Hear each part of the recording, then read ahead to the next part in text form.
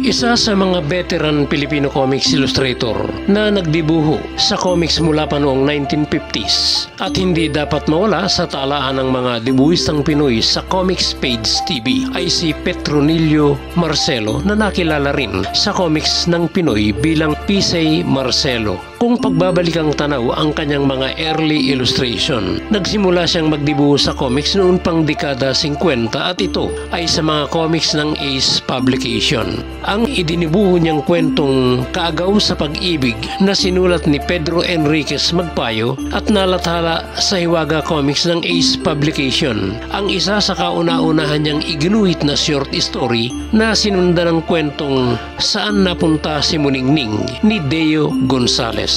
Kung meron mang humahanay sa estilo ng mga dibuho ni Pisay Marcelo, ito ay ang mga larawang guhit ni Elpidio Torres, kung saan masasalamin sa mga ito ang pagiging simple at konserbatibo. Sa paglipas ng mga taon, unti-unting mas naging pulido ang mga gawa ni Pisay Marcelo at makikita ito sa mga iginuhit niyang kwentong Bayad sa Utang ni Jaime Vidal, Huwag Ninyo Akong Sisihin ni Jimmy Nabal, Noche Buena ng Kaligayahan ni Amado Reyes at Tricycle ni Cupido ni Greg Igna de Dios. Since then, naging contributor na si Pisay Marcelo sa iba't ibang local comics publication gaya ng Gasi, API, GMS, PSG, Atlas, Liwayway at marami pang iba. Nang magdibuho si Pisay Marcelo ng nobela, dalawang kilalang comics writer novelist ang kanyang laging nakakatandem at ito ay sina Mars Ravelo at Pablo S. Gomez. Ilan sa mga nobelang pinagsamahan nila ni Mars Ravelo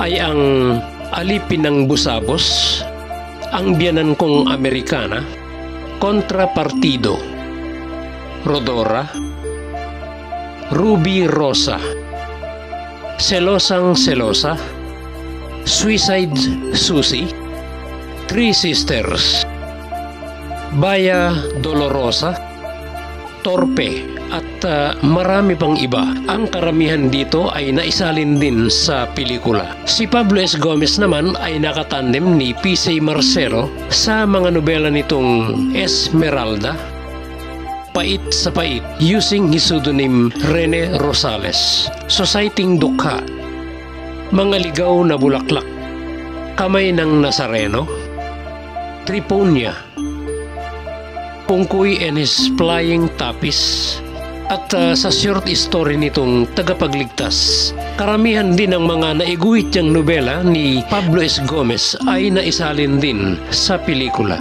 Ang iba pang kilalang writer-novelist na nakatandem ni Pisay Marcelo ay sina Dominador Ad Castillo sa Krus ng Pag-ibig. Si Elena M. Patron ay nakatandem niya sa Bonesa. Si Greg Igna de Dios ay sa nobelang Diyos Ang Aking Saksi.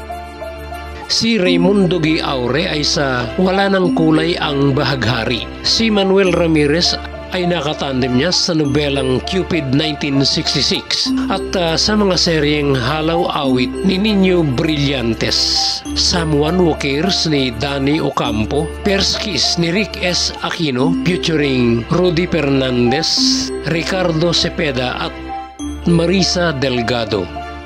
Naiguhit din niya ang mga kwento ni Ada ni Nita Edenso featuring Bandana at Aparador ni Adora. Ang iba pang mga nobelang naiguhit ni Pisay Marcelo na naitala ko ay ang mga sumusunod.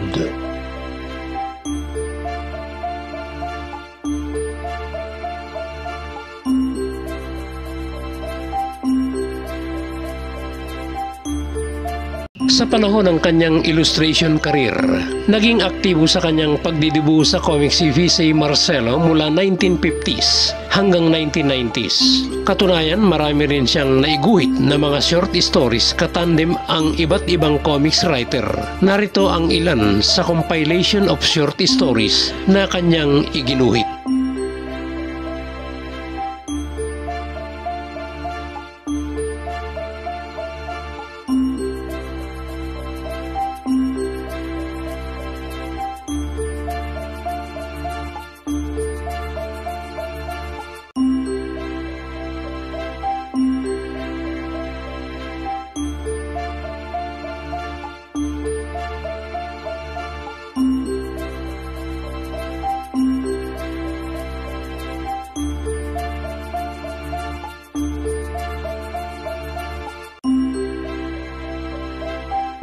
Siya si Petronilo C.